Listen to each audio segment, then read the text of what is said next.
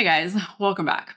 In this video, I'm going to share with you one of the simplest brain training exercises that you can do. It works because our brain and our nervous system learn how to respond to stress through our experiences, from our feelings, our thoughts, our fears.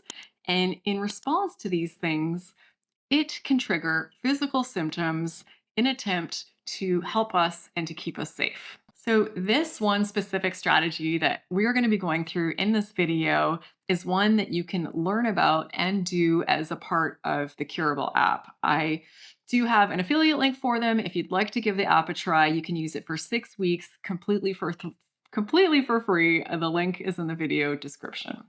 And what this brain training activity is, it's something that you use when you're having any kind of symptom flare.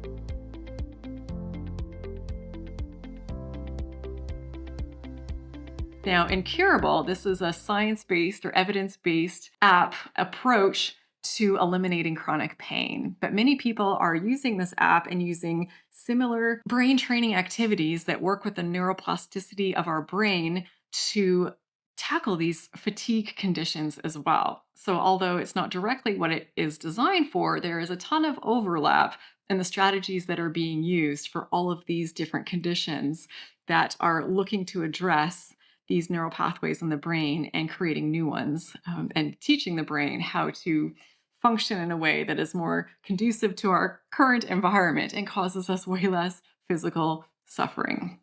So this strategy we pull out, or you can consider pulling out, when you are having some symptom flare. So you might have pain coming up in the body, you might have some post-exertional malaise, some extreme fatigue, some brain fog symptoms, but something right now has flared up in your body. Now, for the sake of this video, let's assume that it's pain. So you've had pain somewhere come up in your body. And when you get that pain, we immediately quite soon start thinking about how to describe it. We assign words to it in our mind. If we're trying to explain to someone in our environment what's happening, we are going to use descriptors to say what that is. So let's say you have a pain in your body and you're calling it a stabbing pain. Now, what image comes up in your mind when you say, I have a stabbing pain in my body right now? I mean, that's something quite violent, something quite extreme, something that is not at all going to put your amygdala at rest and calm it down, which is what we're trying to do with these brain training activities. We're trying to show it that there is nothing to be afraid of, there is no threat, and everything is fine. And the language that we use when these symptoms come up can be incredibly powerful in either perpetuating or worsening these symptoms or lessening them and helping them to go away. So the way that this brain training exercise is different than a lot of the ones that are out there for things like ME, CFS, and Long Covid is that many brain training exercises are things that you do 1, 2, 3, 4, 5 times a day. You sit down, you lie down, you go through this whole sequence of events. Could be visualization, could be different sentences that you're saying to yourself, but it's a structured event that's done for a period of time. Whereas this brain training activity is something that you are going to work to incorporate into your thinking throughout your days. It's going to be something that becomes more habitual in your thoughts and your behavior when symptoms arrive. And it's a linguistic approach to brain training. So what it is incorporating word swapping in these moments when you're feeling symptom flares. So instead of saying, I have a stabbing pain right now, you say something like, I am feeling a sensation that is less comfortable than I would like it to be.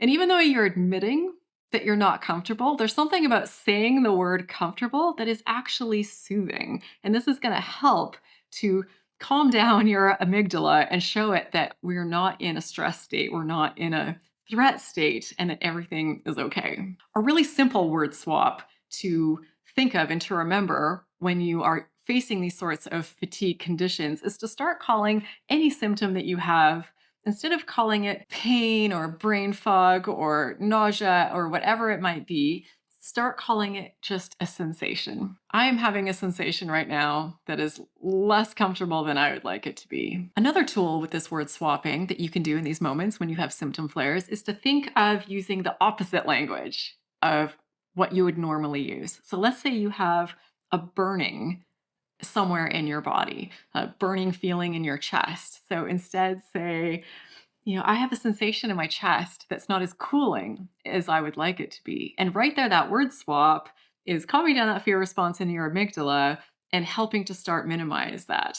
It's a much less stressful way to think about what's happening. And it's using those words as a form of brain training to dampen down that threat assessment or to help it with its threat assessment and to assess that there is, in fact, no threat happening right now. So, some more examples would be, instead of saying, I am so exhausted right now, you can say, I am feeling less energized than I'd like to be right now.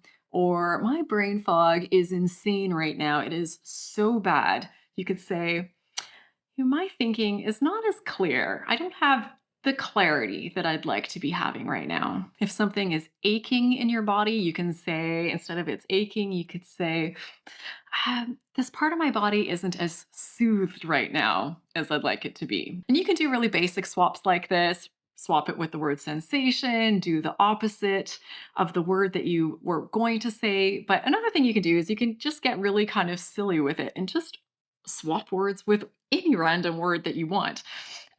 Kind of a cute example of this from the curable community is that people often will substitute the word pain with the word banana. And when your banana is at its worst, a good laugh is actually a good thing. And these word swaps that you do are temporary. You don't have to do them for the rest of your lives. But you are doing it as long as you need to create those new neural pathways in your brain and to retrain it to not be assessing these things as threats and not be reacting to things in the same way. Although generally speaking, in life, I find it as a really good practice to dial down the severity of the language that you use when talking about negative things. Because if you're always saying things like, oh, this week is kicking my ass, or oh my goodness, this is killing me, like that sort of dramatic language really amplifies our negative experience of things. And it's also not super fun for the people around us. If this is the type of dramatic language they have to hear from us all of the time, it's putting stress on them as well. So it's making things worse for us. It's making things worse for the people around us. So generally, it's just a good practice to have in life to dial down the severity of your language. And in the short term, while you're doing the brain training, do some more dramatic changes like the word swapping or throw in the word banana. So if this is something that resonates for you, if this sounds like it could be good for you, what I invite you to start doing is to start paying attention as you go through your day and do what I call thought catching. So catch it in those moments and try doing those word swaps and be patient with yourself. It's going to take time. You're not immediately going to start calling your pain banana or whatever word you're using. These are habits that you've had for a long time, and it's going to take a little bit of time to break them. So just as many times during the day as you can, try and catch it and turn it around. If it's only once, that's great. Celebrate the fact that you did it. Just congratulate yourself. Have gratitude for the effort that you're putting in. Have compassion with yourself that you're doing the best you can and you're trying to build up new practices and new ways of doing things. And just know that it's going to take time. And it's not a linear process. It's going to be ups and downs. And it's not an overnight process. We're not flicking a switch in your brain. It takes time. Neuroplasticity is very powerful and can bring a lot of great new changes into our life, but it does take time to build up those new roots in our minds. So if you found value in this, I invite you to consider subscribing if you haven't already. And there's also a join button below the video. And for about $3, you can join the channel, support the channel, help keep this community of ours going, help make it possible to continue to do the interviews and all of this stuff that I do here long term. And whatever you're facing, as always, I want to just send so much love to you. I know how hellish this can be. I know it can feel like things might never change. I know sometimes people like me saying, hang in there, you've got this, it's going to get better, can feel like, no, it won't. How do you know? And we all lose that faith sometimes. It's just, I think the most we can do is be kind to ourselves in the process and find ways to keep picking ourselves back up and to keep trying and to not give up because so many people find their answers, some of them quickly, some of them it takes a really long time, but we have so much out there now that I do believe that your answers are out there. So keep at it. I do believe that you have totally got this. And I thank you for watching. I'd love to hear your comments, your thoughts about all of this. What kind of brain training stuff works for you? And I hope you enjoyed this video. I hope you got something out of it. And I hope to see you in this next one that I'll link up here, which is a sort of brain training 101. Everything that you need to know, or at least a lot of what you need to know to really understand how to best work with your brain and nervous system.